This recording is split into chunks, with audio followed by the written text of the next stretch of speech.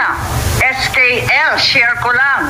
Share ko lang na si VP Inday Sara ay sinampahan ng kaso sa Komisyon ng Audit, ang COA, sinampahan ng kaso sa Supreme Court, sinampahan ng kaso sa iba't iba pang korte, sinampahan ng kaso ng Department of Justice pati na rin ng PNP, at sinampahan ng kaso ng disbarment.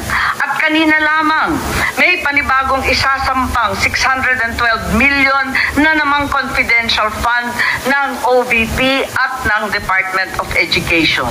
Walang tigil. Sige na, iyak ka na. Salamat po, Mr. Iyak Presiding na, Officer. Tiberos. I strenuously vote no to the motion. Sige. The wording of the approved motion introduces unnecessary ambiguity to the already politically charged proceedings. Ang return po ay pagsauli o pagbalik. Sa usapin ng judiciary, nire-remand ang kaso pabalik sa lower court for further proceedings. Kaya po, I cannot accept this kind of wording. It is dangerous and disingenuous, particularly when the rules of court have suppletory application. The same purpose could have been achieved by merely asking the House prosecutors to file a compliance and clarify certain issues. Wala pong remand o return sa konstitusyon. Ang obligasyon natin, try and decide. Isa po itong kabalintunaan, Mr. Presiding Officer. Noted and entered into the record, Senator Judge Marcos. You may proceed, ma'am. Yes, maraming salamat sa ating presiding officer. Sang-ayon po ako sa motion ni na Senator Judge De La Rosa at Senator Judge Cayetano. Basta't maliwanag na ititigil ang proseso hanggat di natutupad ang dalawang kondisyon na sinaad ng ating amendment.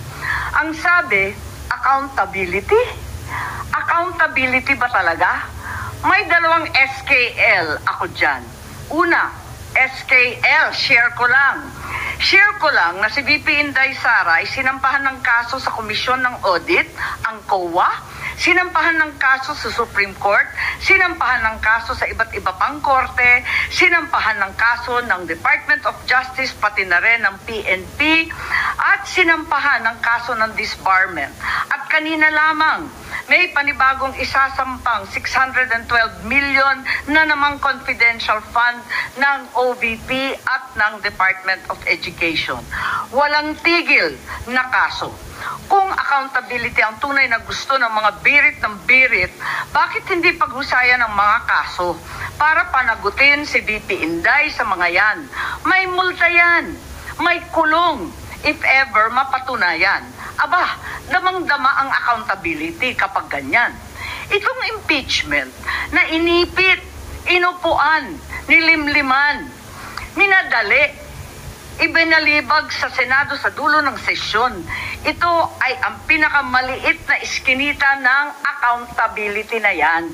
Itong ipinipilit na impeachment, aminin man nila o hindi, ay para lamang manira ng imahe ng isang publiko at walang uuwian, kundi pag-disqualify kay VP Inday Sara para sa eleksyon ng 2028. Yun lamang ito.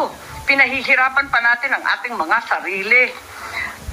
Alam naman nating lahat, tayo at ang sambayanan, hindi accountability ito. Tungkol ito sa pagpigil kay VP Inday Sara para sa 2028.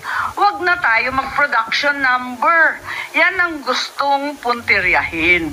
Kaya ang pangalawa kong SKL, ikalawa SKL, saan ka lulugar?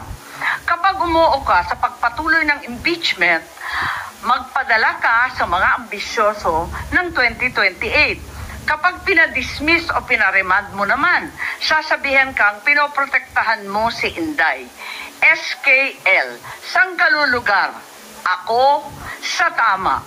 Magpakatotoo tayo, mga kapatid na hukom at senador. Malayo pa ang 2028. Maraming gutom at naghihintay ng serbisyo mula sa Senado.